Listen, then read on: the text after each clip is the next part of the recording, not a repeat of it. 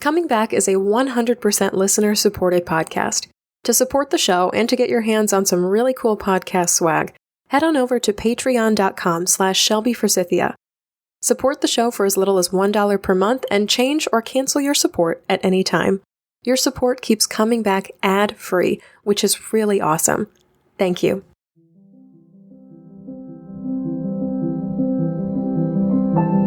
Hi there, and welcome to Coming Back, a podcast about coming back to life after loss.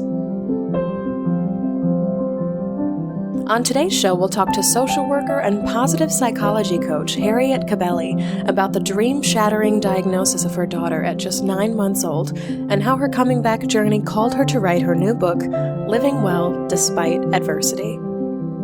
Also on the show today, I'm answering a listener question about how children grieve and how they comprehend death and loss at different developmental stages. I'm Shelby Forsythia, an intuitive grief guide who speaks, writes, and teaches the transformational power of grief and loss. My mom's death in 2013 set me on the path to becoming a lifelong student of grief, and I use what I learned to equip others with the knowledge to heal and remind them that they are not alone. Because even through grief, we are growing. Let's get started.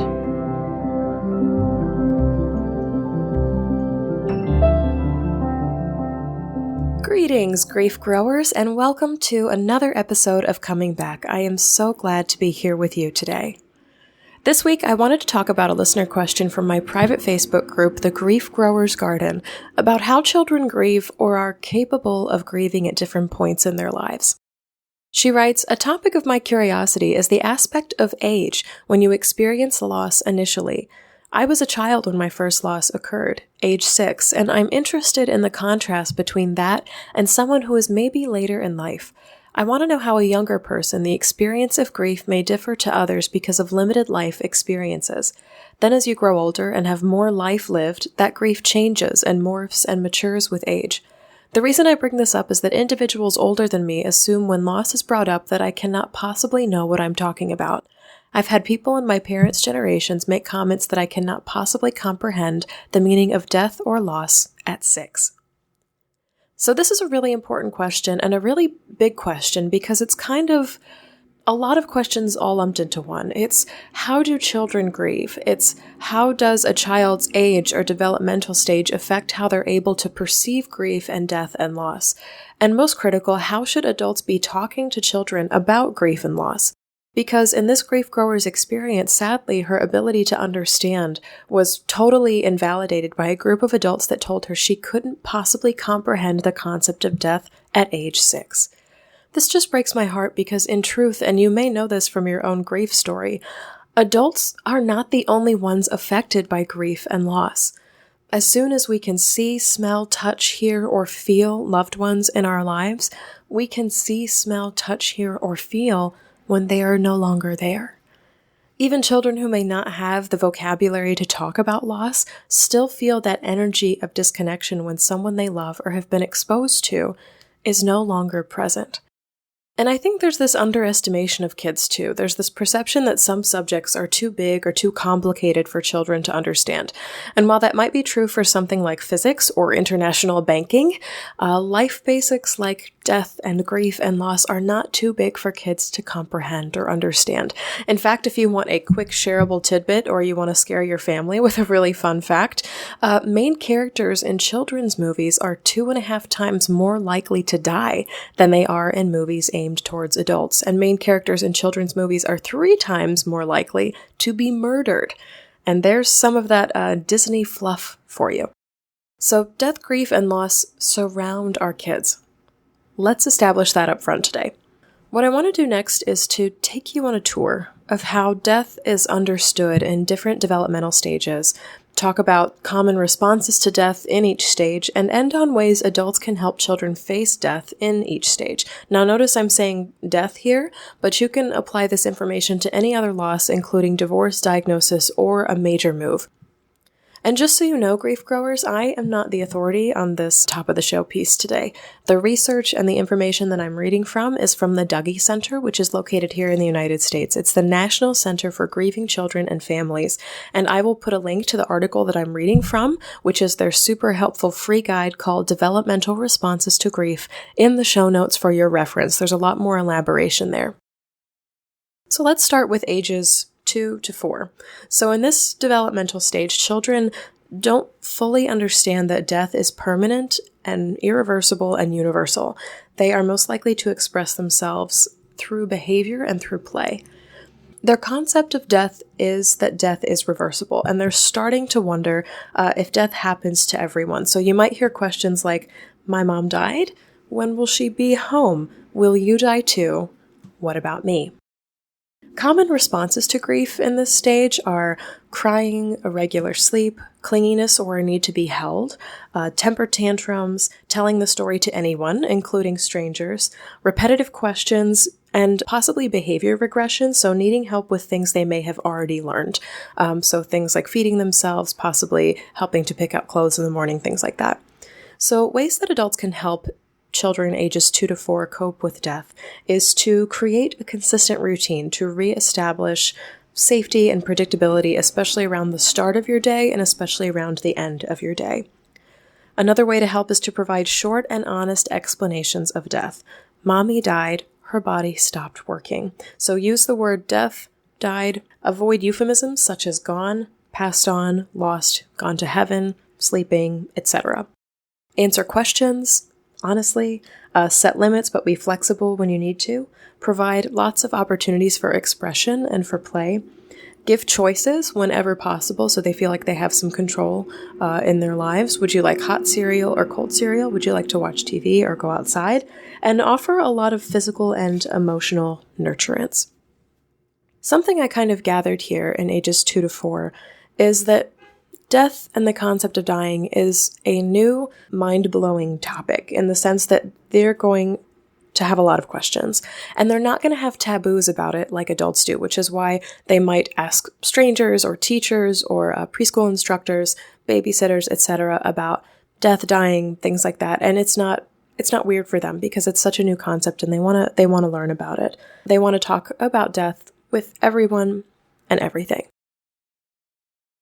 So the next stage that the Dougy Center covers is like early elementary school, which is ages 5 to 8. Children this age are exploring independence and trying to take on their own tasks. They're super concrete thinkers, but they have a tendency towards magical or fantasy thoughts. And this is a stage I like to refer to as bringing death back to earth. So it's a great age to practice grounding, which means telling the full and honest truth, again using no euphemisms, no embellishment, things like playing outside or outdoors, and using Mother Nature and things like dying leaves or things like roadkill or things like plants dying in the fall to express and to illustrate grief for kids, things that they can put their hands on, like this tactile touch. This concept of death between 5 and 8, children often will still see death as something that's reversible. They can also feel responsible or like they contributed to a death and worry that their wishes or their thoughts contributed to the person dying. They might say things like, "It's my fault, I was really mad at her and I wished she would die." Common responses to grief here are disrupted sleep, changing in eating habits, repetitive questions, especially how, why, and who else, concerns about safety and abandonment, short periods of strong reaction mixed with acting as though nothing happened. Nightmares, super common here. Regressive behaviors, again, they might need help with tasks they have already learned. In this case, things like how to tie shoes, how to write their name, possible bedwetting as well. Behavior changes, new things like physical behaviors like kicking and hitting, and physical complaints. This is when death can start to affect kids on a physical level. So things like headaches, stomach aches, body pain. This can also be brought on by just anxiety and thinking about death as well. Ways to help kids between 5 and 8 are to explain the death honestly using concrete language. Again, things like daddy's heart stopped working, daddy's body stopped working. Again, using the words dead and death and dying, avoiding euphemisms such as gone, sleeping, passed on, lost, etc. Be prepared for repetitive questions. And it's not that they don't believe you, it's that they just need to be reassured over and over and over again that what you're speaking is the truth. This is the way that it is. Providing opportunities for big energy, expressing big energy, running around, and more creative play. Allow kids here to talk about their experience and to ask questions. Again, just like 2 to 4, you want to offer lots of physical and emotional nurturance, and again, give choices whenever possible. Say things like, your room needs cleaning, would you like to do it in the morning or tonight? So for ages 8 to 12, they are still concrete thinkers, just like the 5 to 8 group, but they're beginning to understand abstract ideas, emotional ideas like death and grief, things they can't quite see, that they can't touch. They're making closer connections with friends and activities outside of their home and family, so their social circles are expanding here. Concept of death at this stage is that death is permanent. They're understanding that death is permanent, and they start thinking about how the loss will affect them over the long term. So they might start thinking about becoming teenagers, 20-somethings, 30-somethings, adults, and how that death will affect them for the rest of their lives. Some children will also focus on the details of what happened to the body of the person who died, so wanting like biological explanation of what happens when a person's body dies. Feelings of guilt and regret can lead to concern that their thoughts and actions made the death happen. They may say or think things like, if I had only done my homework, my teacher wouldn't have died. Or, I think it was my fault because I was mean to my brother. So this concept of if I had done things differently, if I had done things better, or if I had done more of something, that I could have prevented the death. So they're no longer acknowledging that death is reversible, but that they could have prevented what happened. Common responses to grief between 8 and 12 are expressing big energy through behavior, which is sometimes seen as acting out, especially by teachers and other professionals, coaches, things like that. Anxiety and concern for the safety of themselves and for others. They might start telling the story that the world is no longer safe. If people die, the world is no longer safe, and can worry about something bad happening again. So anxiety here as well. In school, you might see difficulty concentrating and focusing. You might have to repeat yourself when you talk to them. Nightmares. Again, physical complaints like the 5 to 8 group, so things like headaches, stomach aches, body pain, this is grief manifest in the body. Using play and talk to recreate the event, they might rehash it in their own ways or use toys. They'll ask more detailed questions, they'll want explanations about death and dying, and they experience kind of a wider range of emotions. The emotional spectrum is growing bigger, so rage, revenge, guilt, sadness, relief, worry. And this one also has like a hypervigilance and an increased sensitivity to noise, to light, to movement, and to change, because their physical bodies are developing as well. So their eyes are becoming sharper, their ears are becoming sharper. They just notice the things around them a lot more keenly in this stage. And then also you can see a withdrawal from social situations, a desire to not go to after-school club or to not eat with friends at recess or at lunch. How I like to view this stage in kids' lives is these kids are starting to tell stories, and they want the full story from you. They want details, they want explanations, they want to be able to round out the story that they're telling themselves. This means more detail on your part, but also a more just expanded perspective in general. They want to know how death affects them, but they also want to know how death affects you and others, and they're kind of starting to solidify their beliefs about the world. So ways to help the 8 to 12 group are to inform yourself about what happened with this death. Answer questions as clearly, concisely, and accurately as you possibly can. And if you don't know, say, I don't know. Even though kids this age are starting to grasp abstract thought, it's still helpful to not use euphemisms here. So don't use sleeping, passed on, gone away. Use dead and dying and died. Important here as well to provide a variety of activities for expression. So talk, art, physical activity, play, or writing. Art therapy, music therapy are super helpful here. Things they can put their hands on, but have that emotional kind of abstract part as well. Another thing that was helpful here is to help children identify people and activities that help them feel safe and supported. So maybe if after school club doesn't feel good anymore, would you like to try something like piano lessons? Or maybe you want to spend more time one-on-one with your teacher, or with your uncle, or with your neighbors across the street. Maintaining routines and limits here as well, but being flexible when needed. Maintaining as well, giving children choices. Would you rather set the table or put away the dishes after the meal? working to reestablish safety and predictability, again, schedules in the morning, schedules in the evening. This is a good one too, and this is modeling expressions, modeling emotions, and taking care of yourself. So with their senses becoming sharper, kids are much more perceptive in 8 to 12 about how you're taking care of yourself and how you're behaving. Younger kids will notice these things and they'll more pick up on the energy of that, but 8 to 12 especially will see how you are performing these behaviors and model that for themselves as well. This is a stage parents, adult friends of children who are grieving to be a good listener. Avoid giving advice unless they ask for it, and avoid analyzing or dismissing their experience. So what happened to our listener that wrote in? Avoid doing that with kids. They are going through something just like you're going through something. Talk with teachers here, counselors, coaches about providing extra support and possible flexibility with assignments, and then see professional help. This is a good time to take kids where they can actually talk through their emotions with someone with some guidance if you're struggling on your own, especially if you have concerns about self-harm or suicidal thoughts. The next one and the last one we'll go over is ages 13 to 18. And this developmental stage, teenagers are cognitively able to understand and process abstract concepts about life and death. They kind of see these as these abstract entities. They're beginning to see themselves as unique individuals which are separate from their role in the family, and that may manifest as wrestling with identity and who they want to be in the world. So there can be a lot of changes here in priorities, spirituality, sexuality, and physical appearance. So anything that they can change or would like to change, they probably will be experimenting with. Teens here often will rely on peers and others outside of the family for support. So don't be offended. It's not you, it's how teenagers operate. The concept of death here, teens understand that death is permanent. This is totally locked in by this point. They might have unspoken or imagined like fantasy thoughts or magical thoughts of the person being on a long trip, so whoever died being gone for a long time or on a vacation. They might also delve into deeper questions about the meaning of life, purpose, symbolism, things like that. Common responses to grief between 13 and 18 are withdrawal from family or from other support networks, and a shift in that focus on connection with peers. Maybe a support group for other teenagers who have lost would be a great idea, because then they can share that journey with people that aren't their parents, that aren't the primary adults, quote unquote, in their life, so they can still distinguish themselves as separate people with opinions and experiences.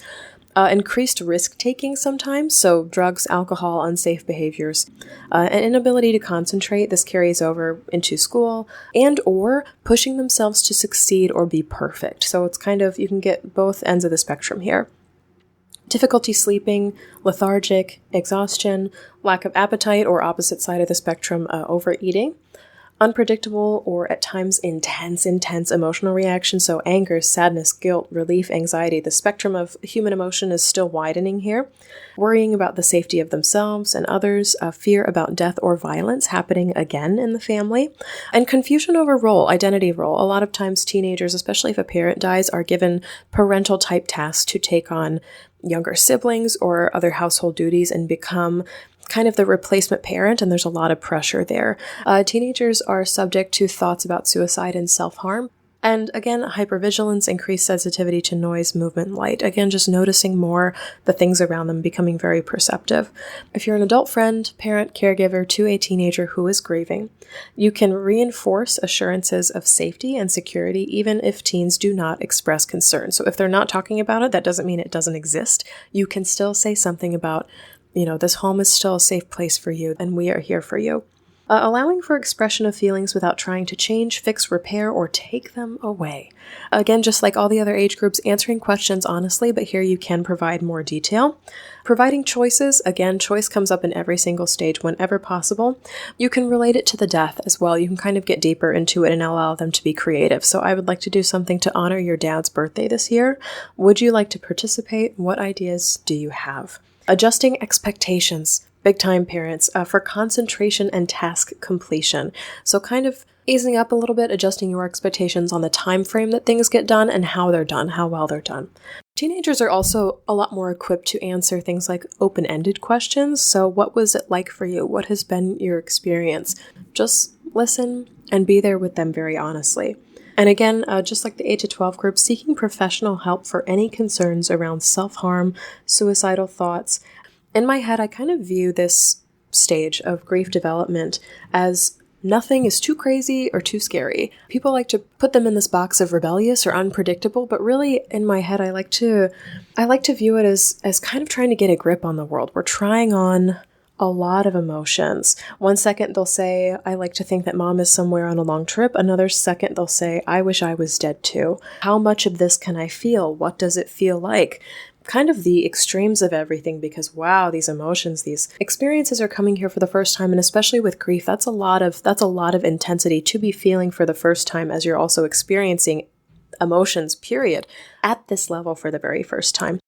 Best thing to do here is not to treat this like a phase and more like a testing full range of their adult wings. Like, what do all of these things feel like? What are the experiences I'm having? So you're going to get a lot of highs and lows.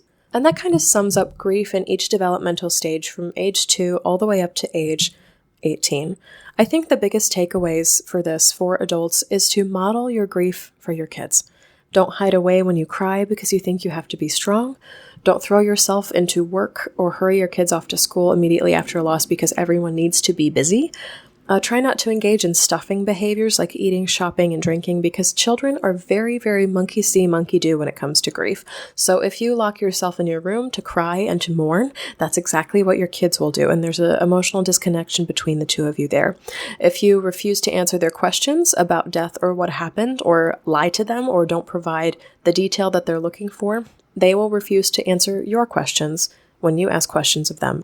Grief at its core in a parent-child relationship is an awesome, and I'm meaning like a huge type of awesome, not a wonderful type of awesome, because it's not always wonderful.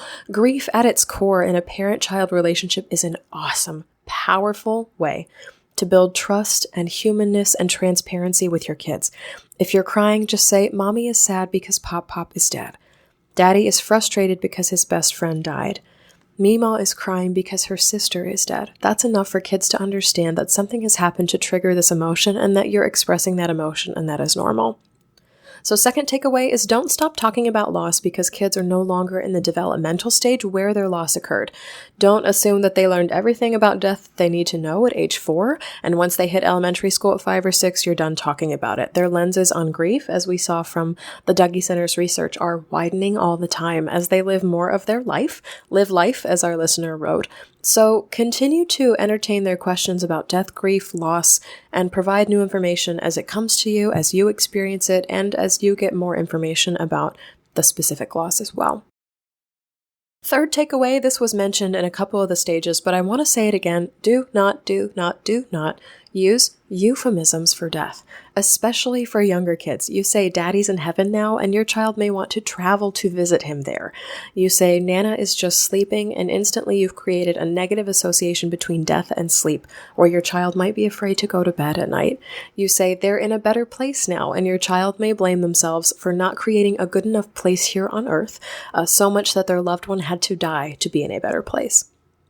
Fourth takeaway is to be careful of the 6 big grief myths. And if you haven't already, check out episode 5 of Coming Back called The 6 Grief Myths and Why They Suck. They are get busy, grieve alone, don't cry, replace the loss, time heals all, and be strong for others. These are the top 6 myths society tells us will make us feel better about our loss, but actually don't. And they're taught to us generally at a very early age, so it's great to try to avoid those pitfalls when you're talking to your kids about grief. So to learn more about them, you can listen to that episode of Coming Back, episode 5, or read the Grief Recovery Institute's book called When Children Grieve, and I will put a link to that in the show notes as well. Bottom line with all of this today, and I know I've just thrown a lot of information at you about grief, developmental stages, kids, what have you. Bottom line, keep kids included in grief. Allow them to express their own grief. Don't tell them to suck it up, be strong, stop crying, go away, that they don't understand, and show your own grief to them. It builds massive bridges between you when you can share these grieving human moments together. And it might not feel that way. It probably won't feel that way. In fact, your own conditioning about grief and death and loss might be telling you that my kids must think I'm so weak now. My children must think I can't take care of them because I'm sitting here crying. My kids have never seen me like this. But trust me and trust the research here too, that transparency and honesty and normalizing grieving out in the open is one of the best gifts you can give your kids when it comes to their emotional development. So thank you so much, listener, for bringing up this huge topic here with grief and childhood development in my private Facebook group. If you would like to join the group, please search the Grief Growers Garden on Facebook or check out today's show notes for a direct link. If you'd like to chat more about grief at different stages of development, join me this Monday at 1 o'clock Central Time on Facebook Live. Just like my Facebook page, Shelby Forsythia Intuitive Grief Guide, to be notified when the broadcast begins. Next up, we'll talk to Harriet Cabelly about her daughter's life-changing diagnosis and how she was inspired to write her new book, Living Well Despite Adversity. Harriet Cabelly is a social worker and positive psychology coach. Harriet's passion is working with people to help create their best possible life. She journeys with them as they cope and grow beyond their painful situations, losses, and adversities. Harriet is an engaging speaker and workshop facilitator. She's one of the coaching experts on the WOR radio show Change Your Attitude, Change Your Life, and has appeared on ABC and Fox News as a parenting coach. She is a very fulfilled empty nester, loving her work as well as time with her grandchildren, traveling, and always looking to take on new adventures and learning opportunities. She recently published her first book, Living Well Despite Adversity, a project she is very proud of. She is thrilled to be getting the voices of 36 inspirational people who have transcended their personal challenges out there so that all can benefit from their honesty and wisdom. Well, Harriet, welcome to Coming Back, and thank you so much for sharing your story with us today. Can you start us off with your loss story and the experience of loss in your life? Yes, and thank you, Shelby, for having me on. So my story goes back many, many years, but as you'll hear, I live with it all the time because it's around my daughter having disabilities and finding out when she was 9 months old, specifically what her neurological deficits were. And having found that out, I went into my tailspin of grief over the loss of the perfect child. And as we all know, we who have experienced having children, being pregnant, when we are pregnant, we are all in anticipation and gleefully excited and over the top over having a child. And nothing but positivity crosses our mind. So we don't think of, oh my God, what if I have this or what if I have that? It's just, I'm having a baby. So when that dream and expectation gets shattered by a diagnosis of not exactly what you expected.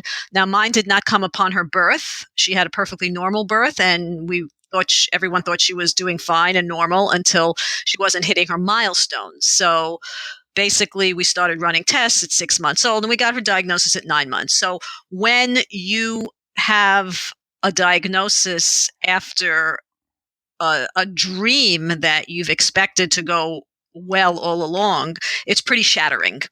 And I went into my dark cave of bitterness and rage and why me? That was my mantra. That was my theme of grief, if I can call it that, was why me? Why is this happening? Did I do something? Why is this universe? Why is God doing this to me? Not saying that's a healthy place, but that's where I went. So I couldn't function very well because I felt so angry and bitter and jealous. I had another child, and when I would take her to the playground, she was 2 years older than my second daughter who was born with the disabilities. When I would take her to the park, I found myself not even being able to sit there comfortably because I was just looking at everybody else and thinking, again, why me? Why can't my daughter hold up her head? Why can't my daughter start to walk? So I really found that I couldn't even be at the park in a good, normal way. So I got myself a great therapist in Evanston, Illinois, where my daughter was born, and I was in therapy with him. His name is Dr. Ken Moses. He is amazing. He saved my life, basically, certainly psychologically and emotionally. And I was in therapy with him for a year, ranting and raging, venting, and doing all the stuff I had to do to get my, I'll call it toxicity of grief out so that I could move on, as they say. Now, moving on didn't mean waving a magic wand and she was going to be normal. Moving on for me meant that I could get myself in a different place, figure out how I was going to incorporate my new normal, as we say, into my life, and figure out what kind of parent I was going to be to her and what I wanted from her or what my goals were going to be. So that became like what I was looking towards. And through the process of therapy, I obviously never got answers for the why me, because we know there are no answers for why me. That's the universal existential question. Why do bad things happen? But what I ended up getting was just the idea that it's not the whys that matter. It's more how. How will I move on from here? How will I cope? How will I reintegrate a disappointment into my life and create a new life, or rebuild my life, as I called it. So it became the whys shifted to the hows and the whats.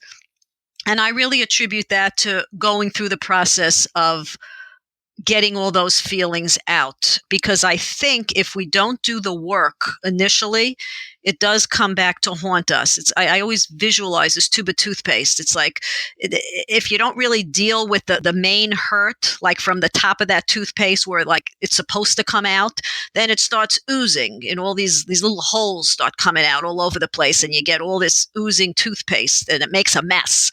And so it's kind of that's just my own little visual. If I don't deal with the heavy duty stuff when it's there, it's only going to manifest in other ways at other times. And usually they're messy ways. I mean, we know how people will self-medicate and numb themselves and try to do everything to take away pain, alcohol and drugs and all kinds of addictions and acting out behaviors. So I'm a big proponent in working through feelings. And as they say, you go through it to come through it. It's not easy, but it was what I was drawn towards, because I'm a therapist myself, although I wasn't one at that point. So that's my loss. And my daughter today is 35. She's amazing. And she well exceeded and went beyond her horrific prognosis back when she was 1, 2, and 3. But that's why we can't hang our hats on prognosis. We have to just do what we have to do and hope for the best. I feel that I've come through it very well, and I've rebuilt very well, and she's doing well. But it's not to say that there are still not times when I feel sad and I still go into my, isn't it too bad? And I think that's very normal. What it is I don't go back into a deep hole. It's a little bit of a step back if I'll feel depressed, or I'll, go into my little bubble or cocoon, but I come back because I feel like I've gone through the work and I'm able to manage it. That makes perfect sense to me. And thank you for sharing that story with us. When back then, did you recognize they're like, this is bad enough that I need therapy? Or was therapy like your first option? Like you got the news and you're like, okay, I'm going into therapy. How did you know? I got the news, and I am I don't know what, I'm a doer. I'm proactive. I got the news. And then when I actually started, I had enrolled her in an early intervention program right away. I mean, that was per recommendation of the doctors. And in the program, they always put up notices and flyers of all kinds of support and resources and lectures. And there was a flyer with a lecturer talking in a special ed school on the shattered dream. And that was Dr. Ken Moses. And he gave this talk to parents of newly diagnosed children. So it was like, oh my God, I'm going to go to this. And I went, and I was mesmerized with him. And I went right up to him after that talk. And I said, do you see private clients? And when he said yes, that was it. I was in his office the next week. So it wasn't that I was looking for the therapy per se, but I was right away looking for words and messages and what can help me. And that's just me. I like talks and lectures and learning and classes and reading and books. That's just who I am. So I was drawn to this lecture. It spoke to me. And that's what resonated with you. I love it. I'm interested now to talk about the dichotomy of you say you have another child. I have 2 others, actually, an older one and a younger one. Nava, that's her name, Nava, N-A-V-A. She is my middle daughter.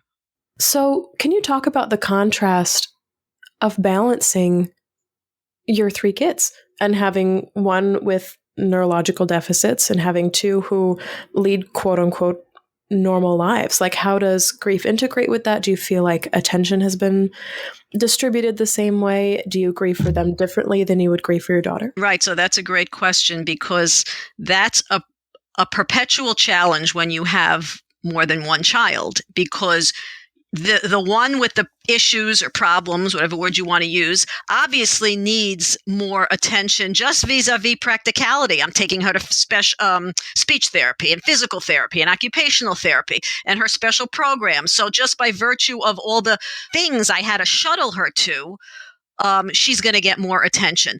But I worked very hard at trying to be cognizant of giving attention and good attention and one-on-one and making it fun for my other kids as well. So for instance, when I would be taking Nava almost at least 3 to 4 days a week after school to her other therapies, I would take my younger daughter. Well, I really had to. It wasn't a choice. I couldn't leave her alone and no one else was home. So I would take my younger daughter, who's 5 years younger, and I would take her with me. And I always felt bad that she had to be schlepped along, be dragged along. So I try to make it fun. I try to be very so we would take games and all different things to play. That became our hour, that while Nava was in with her therapist or wherever she was, that would be our bonding time where we would do fun things in the office, or we would go out for ice cream, or we'd go to the duck pond. There was a nice park near one of the therapist's office. And I remember during fall, we would make leaves and jump in them. And when it was snowing, we'd make snowmen during that time. I carved it out so that those hours would be our time. And I did it very intentionally.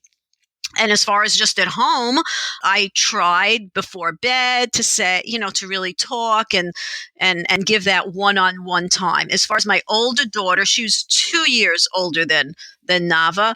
Again, I was always cognizant of giving the time, but it didn't manifest as much, because she was more in her schoolwork and putting her, keeping herself in her room more. But again, it is a balancing act. And I think that we could really shortchange our other kids if we don't, if we're not aware and if we're not very intentional about it. I was also very sensitive to the fact that I didn't want to make her siblings feel that it was put upon them to take care of her. Or well, you're the older sister, you got to do this, you got to do that. Of course, they had to help out, but not where I wanted them to feel put upon or it's a burden, and that they're always, oh God, I have to do this for her and that. I wanted it to be more as they wanted it, sensitizing but not obligating, if that makes sense. Yes, and I love that verbiage too, sensitizing but not obligating. You can be present, but you don't always have to participate. Right. That's beautiful. Do you think they know that or see that or acknowledge that from you now? My younger daughter, for sure, because we've had conversations on it. My older daughter, yes, she recognizes it. I mean, she lives overseas. We don't talk about it that much or engage in that regard. So on such a deep level, but she's yes, she is aware of it, because actually, come to think of it, she's recently told me that when she was speaking to some moms where she lives and where they have some kids with ADD or autism or what have you. And she'd say, my mother didn't enable my sister. My mother really pushed my sister to be as independent as she could. So now that I'm thinking about it, yeah, she's actually come back and relayed to me how she's had a couple of conversations with mommies about and using me as an example. So that kind of felt good. Yeah, I was going to say that must feel good. Yeah. What is the story that led you from the day you found out the news about your 9-month daughter to, okay, I'm going to make this my heart's truth. The thing that I transmit to others is the truth. Okay. So, and that's beautifully stated. And in order to answer that, I have to move into a different event, near calamity that happened to her, because that really is what pushed me into, if we're going to move into the book. So let me start by saying I have always, since I'm a teenager, been interested, I don't know why, but I've been always drawn to the theme of people living well despite. My parents got divorced when I was 4. Now, back in the 60s, that was not very common. So could I say something like that kind of sensitized me to people having struggles and trying to overcome. I don't know, maybe subconsciously, but I don't feel like it did. But I was always interested in this idea of how people go beyond their troubles, because it seemed that you had two types of people. You had people who would have bad things befall them and they would kind of crumble and become bitter and have miserable lives. And then you'd see other people who had terrible things happen and they'd be smiling and going on. And it's like, I would wonder in my late teens, early 20s, how is that? And I had a boyfriend at the time, and this was a pretty defining moment too. I had a boyfriend when I was 18, 19, who had a mother whose mother had gone through some horrific things. She lost a child in a car accident. She had a child with CP, cerebral palsy. She had breast cancer. And I'm looking at this woman and I'm thinking, look at her disposition. Look at her attitude. This is like amazing. So I was very inspired by her. So I did readings, and I was just, again, it was something I was always interested in. And the first time I ever read the book, Man's Search for Meaning by Viktor Frankl, to me, that's a life transformative book.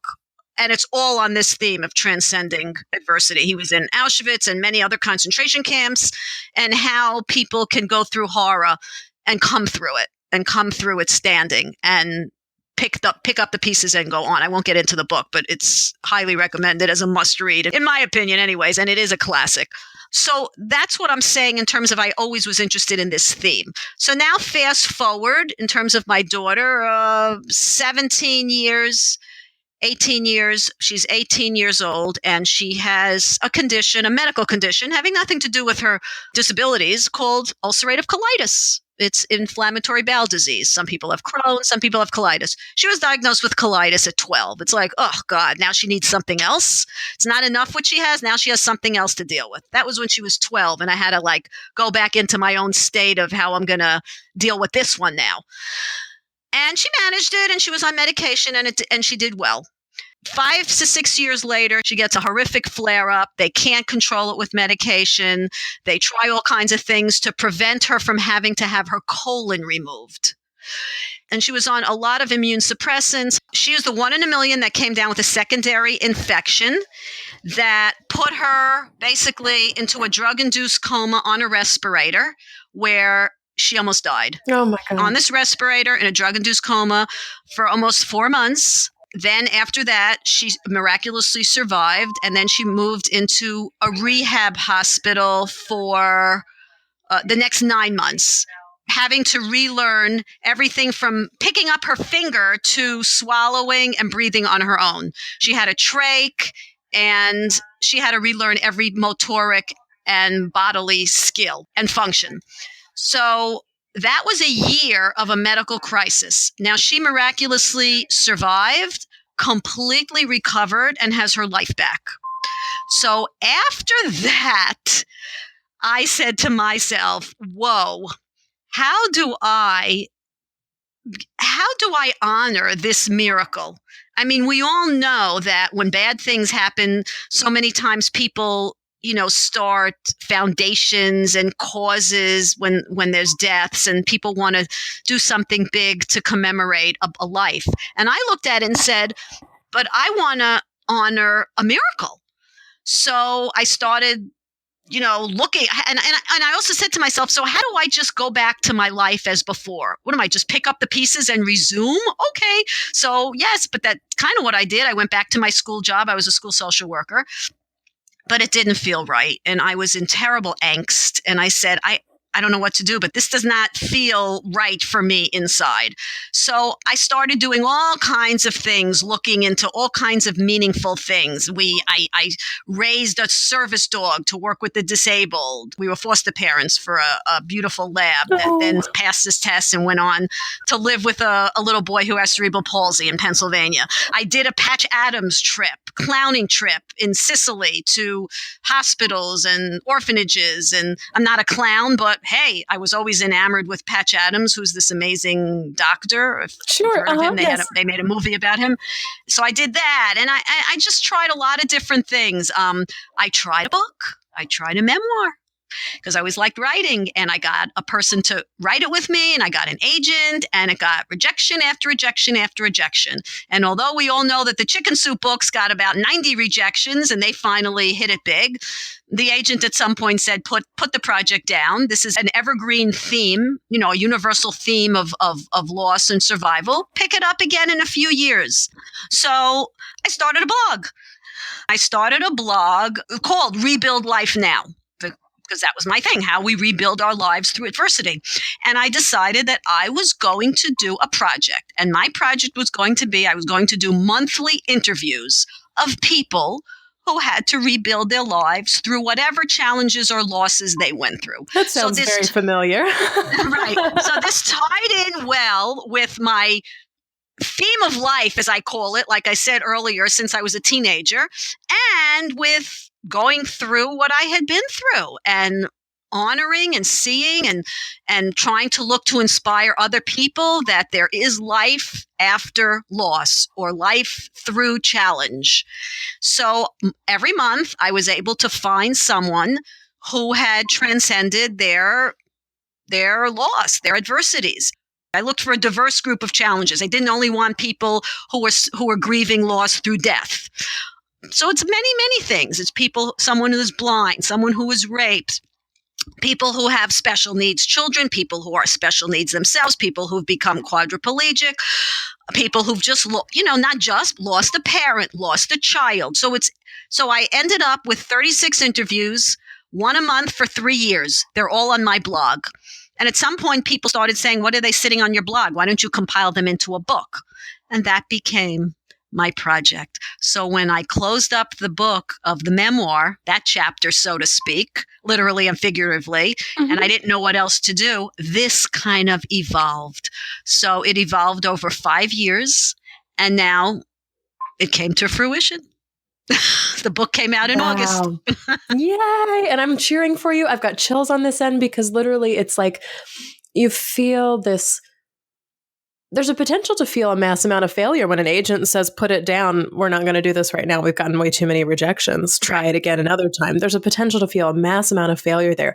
But to put that down and be like, I'm still not done with this. I've got this itch for something else, to do something else for 3 whole years and then another 2 years and then have that turn into the book is, it's a lesson in waiting, but it's also a lesson in timing. And it's also a lesson in I'm making this happen no matter what avenue this takes. I'm making this happen no matter what. Right. And it was something that was very meaningful to me. You see, at any point in time, it was very easy to put it down. Not when I was doing the actual interviews for those 3 years. That I absolutely loved. And I was amazed that I could get some of the people I got. I mean, I got some named people and like, who the heck am I? I'm no Diane Sawyer or anybody, but these people they just said yes to me, such as Cheryl Strayed, who wrote the book Wild. Before her book hit the bestseller list, I got to her. Meredith Vieira, she was, the millionaire person and a big TV person at least here in New York, and Temple Grandin, who's the advocate for autism, and a bunch of other authors. And because I love books, I call myself a bookie. Many of the people I interviewed have written books, because how would I find these people? Through book reviews. Oh, this one wrote a memoir. They went through this. I'm going to contact them. And I was just astonished that most people said yes. It didn't have to take me 2 years. That was my doing, because I would put it down and, the procrastination, it's not going to go anywhere. What am I doing? But because it was something that was meaningful to me, I said, I have to do this. I don't care how long it takes. And I don't even care. I really do care. But during the process, it's like, I don't care. I'm not thinking about whether it's going to do well or not do well. I just want to know I did this. It's a meaningful endeavor for me. So if somebody were to come up to you and say, what is the book about? What would be your response? It is about people and their ability to transcend their personal challenges and go on to live a good life. I love it. That's a perfect 1-sentence synopsis. And I'm a little bit curious because you use the word resilience a lot in your book and on your website. If you've uncovered any patterns or if there's like a secret of resilience that maybe you've noticed through all of your interviews and writing. So, yeah, and that's a great question on resilience because, as I'm sure you know, that's a hot topic today, and there's tons and tons of research being done on resilience. Whereas we used to think that you're born with a certain amount and you either got it or you don't. But what they're discovering is that resilience can be grown and developed like a muscle. And that's really the key. And that's what I've always thought to myself. It's not that how do we go through life without anything bad happening? No, it's how do we go through life knowing that the bad's going to happen, but how do we cope and live? And that's why I put that word in despite the bad. How do we still have a good life? The one and only life we're ever going to have. How do we still have a good life despite? And the how is? Resiliency. Through gaining a core strength. I can build. Whatever I have, I can have a little more. I can learn a little more. I can do a little more. I can be a little better. I can be a little stronger, but I have to be intentional about it. It's not just going to come my way. It's a choice. I have to be aware and I have to say, I need to do certain things. For instance, when I lived up at the rehab hospital with Nava for 9 months, I knew I had to be by her bedside. I was by her bedside 12 to 13 hours a day. I called myself like her cheerleader. But I said to myself, I got to keep myself healthy and strong. I don't want to get colds and be sick, and I don't want to pass anything on to her. And I'm not a pill popper. And as much as the doctors, one particular one said, here, have a prescription for an anti-anxiety. It's a long road ahead of you. You may need something. I'm pretty stubborn and I don't like pills. And I said, I'm going to try this on my own. If I still can't function well, then of course I'll take something. So every day I would walk. I intentionally set myself to say, I have to do something physical. I have to keep myself strong. So I started walking. And in fact, in the dead of winter here I don't have to tell you, you're in Chicago. So we're in New York. We've got frigid weather here too. It's snowing today. Right. So in the dead of winter, I'd be walking on the streets up in Westchester where they don't even have sidewalks. And it would be snowing and the school buses would be passing. In other words, her rehab hospital also had a school attached so that the kids who were in the hospital rehabilitating could attend classes. So the school buses that would take the kids to and from the hospital would be, doing their rounds, and they'd see me walking and they'd always honk. There's a couple of bus drivers in particular. Come, we'll drop you back off at the hospital. And I'd always say, no. This is part of my therapy. I'm walking back to the hospital. So I'm saying, realize we're not just fixed human beings. We're malleable. We can change. We can grow, and nothing is set. It's not set in stone. And if I could just say one more thing about that, there's a psychologist from Stanford University, Sonia Lubriansky, if I'm saying her last name right. And she researches on happiness and well-being. And she put out what they call, I think she calls it the pie of happiness. And what she discovered, which to me is fascinating, is that out of the pie, if you divide it up into circumstances, the things that befall us that we have no control over, or some that we do, and what we're born with, and our attitude and what we input. So here's the numbers. It's 50% genetic, 10% circumstance, and 40% intentional behaviors. Intentional behaviors meaning our attitude, our choices, and our behaviors. Now that's a lot when you think about it. That's a lot. That's almost half that we could input into ourselves just through our mindset, our choices, our sense of responsibility, and how we choose to respond to what happens to us. And that's probably the biggest lesson in the book, Man's Search for Meaning by Viktor Frankl, coming back to him. The biggest, at least my biggest takeaway, is that idea of it's not what happens to us, it's how we respond to what happens to us. The secret to coming back from the hardest things that happen in our lives is resilience. But the secret to resilience is that it doesn't get handed to you. You must start working on that for yourself. You must engage with resilience in order to build it. I think a lot of people, especially after loss, think that if they just stop doing what they're doing or seek out the right person or the right book, that they'll just be handed resilience. And it's a practice of coming back over and over and over and over and over again. Right. And I like that word you use. It's a practice. Yes. Mm-hmm. Absolutely. Absolutely. Every individual has to find their renewed purpose after going through anything bad or any loss or any challenge. So I'm getting back to the quote that I was thumbing through. This one's on purpose. It's by Nietzsche. He who has a why to live for can bear with almost any how.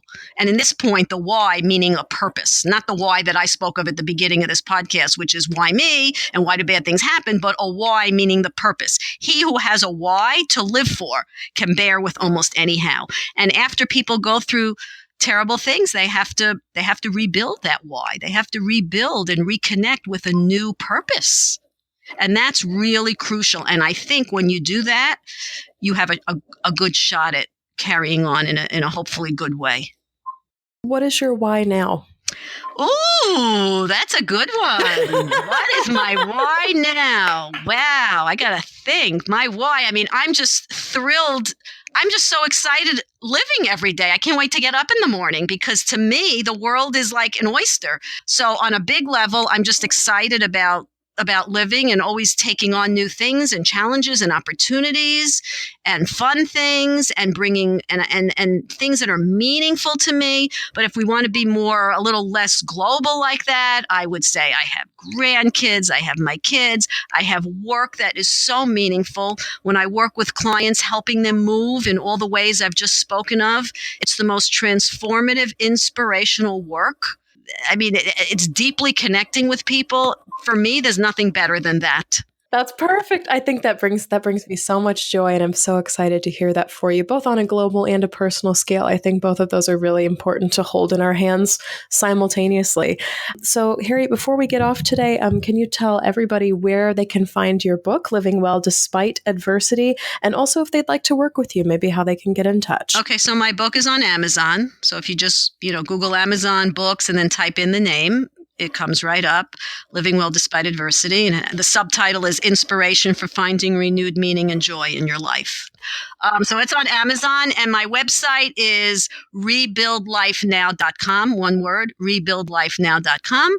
And my email is on there. It's harriet@rebuildlifenow.com. And I do work with people through Skype, long distance. I'm obviously in New York, so people see me here face to face, but I do phone and Skype work as well. That's phenomenal. Thank you so much for joining us today on Coming Back. Thank you, Shelby. This was great. So that's all for this episode of Coming Back. Thank you so much again to Harriet Cabelly, social worker, positive psychology coach, and author of her new book, Living Well Despite Adversity. Harriet came back by seeking support groups and therapy that spoke to her and continuing to collect stories of resilience throughout her life. She also highly recommends Viktor Frankl's book, Man's Search for Meaning, for anyone looking to read more about resilience, purpose, and turning why me into a why to live for. You can find a link to Harriet Cabelly's work in the show notes, where you can find her one-on-one contact information, as well as a link to her new book. Join me for Facebook Live this Monday, January 15th at 1 o'clock Central Time. We'll be diving deep again into childhood developmental stages and how grief is comprehended within each one. We have some new Patreon supporters to honor this week. Shout out to Louisa, Heather, and Audrey for pledging to support Coming Back on Patreon. Thank you so much for keeping this show going. As a reminder, Patreon is a set it and forget it way to support the podcast each month. Support for as little as $1 per month at patreon.com/ShelbyForsythia, and you can find that link in the show notes as well. Please subscribe and tell a friend about Coming Back, because you never know what someone you love is going through. Thank you always and forever to Mr. Addie Goldstein, who composed our theme music. You can find me on Facebook at Shelby Forsythia Intuitive Grief Guide, Instagram at Grief Guide Shelby Forsythia, or simply shelbyforsythia.com. If you'd like to leave a question or a comment for a future show, leave a voicemail or text 312-725-3043, or email me at shelby@shelbyforsythia.com, subject line podcast. As always, my dear grief growers, it was beautiful sharing this space and time with you today. I see you, I am proud of you and the work that you're doing in the world, and I love you. Because even through grief, we are growing.